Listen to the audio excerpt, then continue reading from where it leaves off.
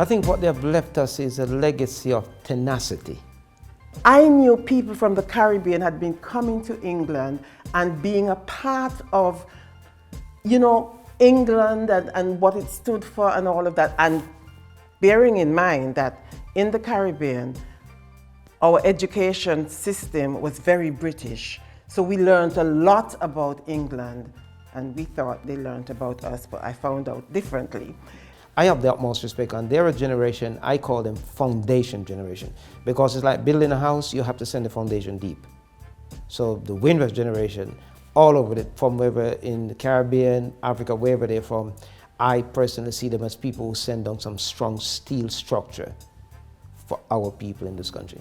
I think the Windrush generation has become the perfect vehicle to tell our story. Some of the ages that people left the Caribbean, they were very young, inexperienced in life, but there was also a sense of hope because the new opportunities and the vision that they had of Europe, of England, was one that was very comforting.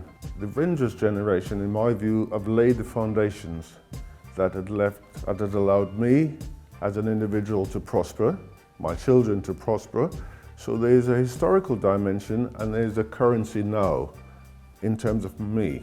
Windrush for us represents the achievements as well as the challenges of a generation before us who were the pioneers, who in many respects had to carve that way out, to find a place and to establish their identity and their sense of belonging in a country for which at the time they weren't necessarily accepted.